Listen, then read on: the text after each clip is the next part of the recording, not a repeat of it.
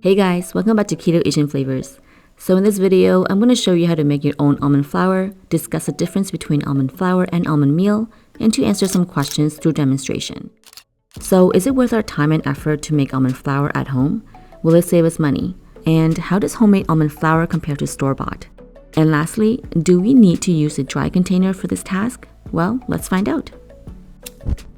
So as you can see, there's only a $2 difference in terms of pricing. Both bags have the same amount weighing 1.36 kilograms. The almond flour is actually $2 less. So based on the price alone, why would anyone want to spend time and more money to make their own? Is homemade almond flour really that much better?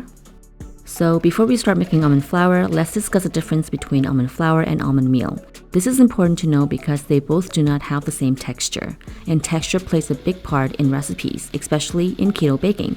So basically, almond meal is made from raw, unpeeled whole almonds, whereas almond flour is made from blanched and peeled whole almonds. The texture of almond flour is finer and the color is lighter compared to almond meal. Almond meal includes ground up almond skin, which makes a great substitute for breadcrumbs. Its coarse texture can easily mimic breadcrumbs for keto deep fried foods. To make almond meal, just blend unpeeled whole almonds on low speed for about 1 minute continuously.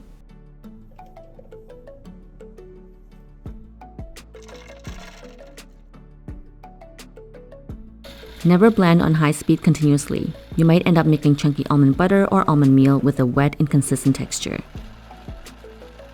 The result will not be as dry because of the oils in the almonds.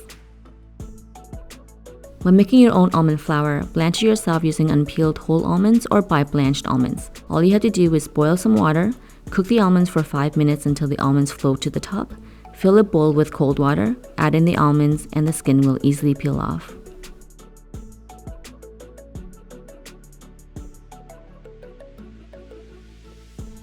Transfer the almonds through a sieve and drain the water.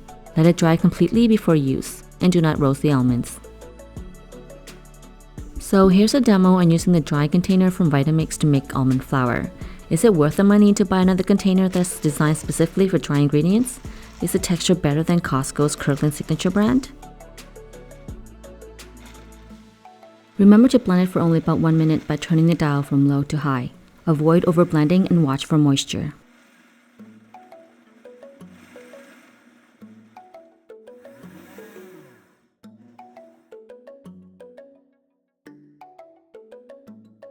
Now let's try to sift it through the electric sifter to test if it's dry enough and fine enough. And to my disappointment, it did not pass the test. It was actually much faster to pass it through a sieve instead. And although this works, it was time consuming. Now let's try sifting the store-bought almond flour through the electric sifter. Works nicely, this is how it should be done. Now let's use the wet container. Will it turn into almond butter or will it give us almond flour?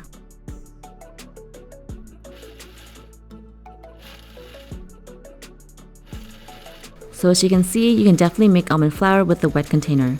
The key is to pulse and not run the blender on a continuous speed.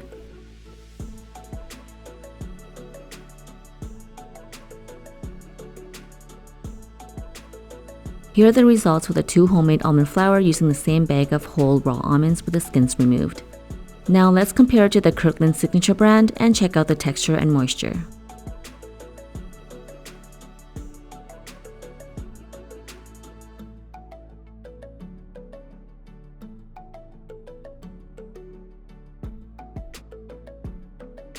Both homemade versions have been sifted once using a sieve. Here are the results with the granules left behind. The wet container does have bigger granules with some inconsistencies, and as mentioned earlier, it is drier than the almond flour made using the dry container. So in conclusion, it is better to just buy the Kirkland signature almond flour to save time and money. The texture and moisture is also better than homemade as it can be easily passed through a fine sieve as demonstrated earlier. To be honest, there is really no need to buy a dry container to make almond flour. A wet container will do the job if you wish to make your own. Thanks for watching my video. Please like, comment, and subscribe for more videos like this one. And if you would like to support me on Patreon, the link is provided below. See you again next time.